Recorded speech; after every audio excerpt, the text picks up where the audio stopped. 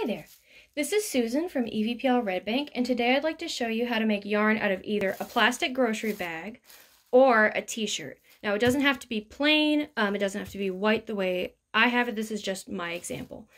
And so what you're going to do is you're going to essentially make each of these into a tube and then use the method that I'm going to show you here on how to turn that from one long tube into kind of a spiral. So what you're going to do, the only difference between these two is how you prepare them to make the tube. So for a t-shirt, you're going to cut from the bottom of one arm sleeve all the way to the bottom of the other. And then you are also going to have to cut the bottom hem just to make it consistent whenever you're done. And then if you're going to use a plastic bag, what you're going to do is you're going to have to cut this bottom part because it has a little bit of a seam here where it's stuck together. And then you just cut the top part off so that you don't have the handles, or I think this makes them stick together, whatever this section is. And it's going to end up with essentially the same tube. And so, here, let me get that out of the way. This is my plastic bag. Once you have your tube cut out, you are going to take you're going to place it sideways so that the two side seams are, one's facing you and one's facing away from you, and then the two cuts are on either side. And you are going to take the bottom, or the side of your t-shirt, and you are going to place it up at the top, except you are going to leave a little bit of a gap along here. And so this gap, I don't know if you can see it, is going to be somewhere between 1 and 2 inches. I would recommend maybe around 1.5 inches, but it doesn't have to be perfect. And you just kind of leave it here, and you just don't touch that during this whole process. And then you take what's the new bottom, and you move it up to the same area, still leaving that gap alone. And if you're brave and you have really strong scissors, you could even try a third time, although I'm not brave enough to do that, so I'm not going to do that. And then what you're going to do is you're going to take your scissors and you are going to cut strips that I would recommend maybe try around the same width as the top gap, although it doesn't really matter. Just cut strips all the way along the length of the t-shirt. So if you want to, you could use a ruler to kind of measure these out, and you could even mark them. Especially if it's a non-white t-shirt, you could use chalk, you could use soap. There's really anything you can do to mark, even washable markers, although you might need to wash them. And so we're going to start cutting these little strips. And we're going to cut all the way until we get to this first fold around there, so that it makes this kind of strip. And it's a little bit of a workout because of how thick that the material can be, but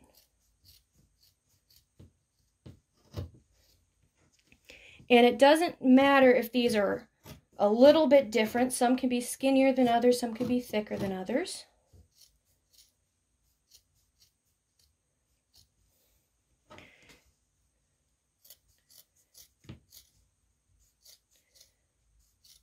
And again, I wouldn't recommend you cut the strips too thin, because we are going to need to be tugging on them to make them a little more yarn-like later on. And if it's thinner, it's at a higher chance of unraveling. But again, if you make it too thick, you might not get as much yarn as you'd like. So really, I think somewhere between 1 inch, 1.5 inches, 1.25 inches around there would be good. And just remember, every time you are cutting past the folds, you're just not cutting all the way to the top.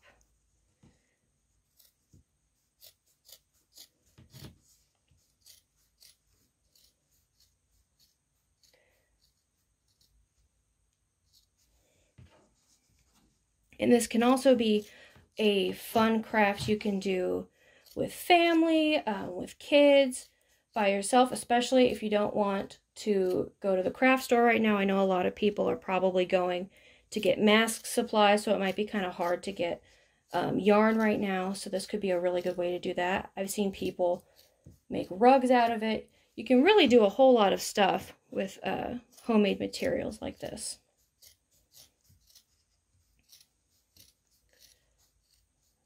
Okay. So we're nearing the end.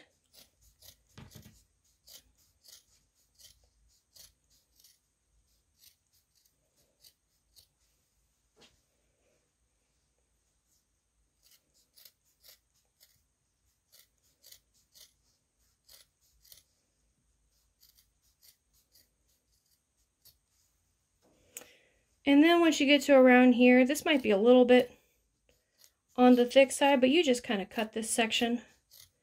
Just split it right down the middle.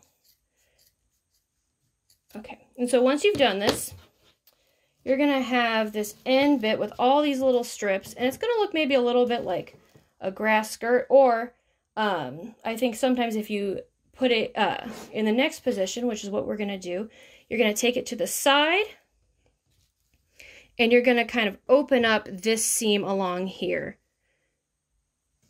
And when you do it that way, I think it looks a little bit like ribs or like a rib cage.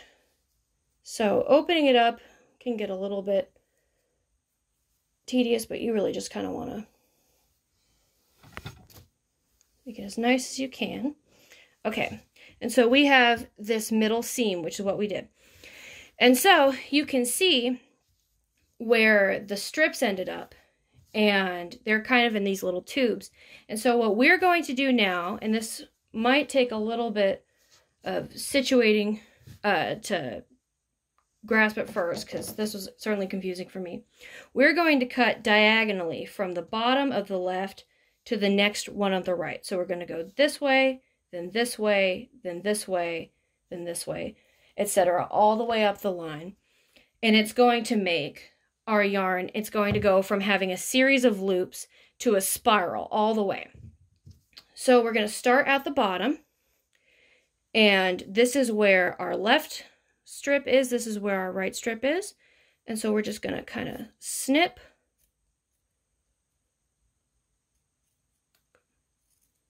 I don't know why it's giving me trouble. All right, and that's going to be the end of your yarn, or the beginning of your yarn, whichever way you want to put it.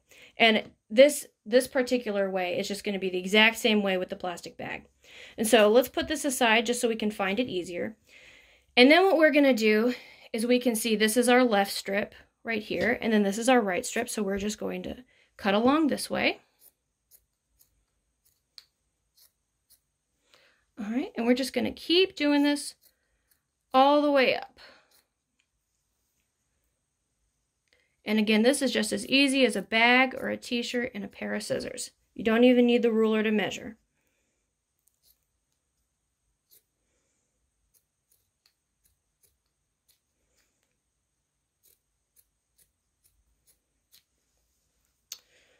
All right, and another thing you might want to do is make sure that you have your hand underneath the wide strip where you're going to be cutting, because it's so easy for any of the rest of the strips to get caught underneath, and then you'd end up snipping that too.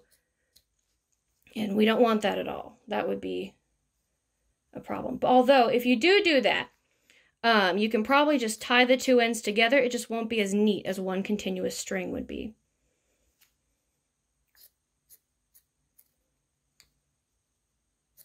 And if you even wanted to, you could figure out a way to just kind of fit your scissors between and just kind of make one continuous cut, and that might be a little easier as well. All right, so it looks like we're approaching the end. This is our last one-to-one snip, and then we're going to cut from the end of the last left one. Since there's no right one, we're just going to cut a little bit of a diagonal. And so what we're going to do now that we have all our yarn is we're going to start back at the beginning, and we're just going to tug it a little bit. I would recommend just kind of making a fist and just kind of pulling it through, and then it's going to end up making all this nice yarn that you can use for knitting, crocheting. You can try weaving with it even. And if you want, you can take something like a ruler and you can wrap it around, or I would recommend even trying making a ball where you can just start wrapping it around your fingers and then wrap it around on itself. And at the end of that, you're going to have a nice ball of t-shirt yarn or plastic bag yarn. And again, you can do the same thing with the plastic bag. You would just fold it this way. And since it's so thin, you could even fold it another time, and it's the exact same process.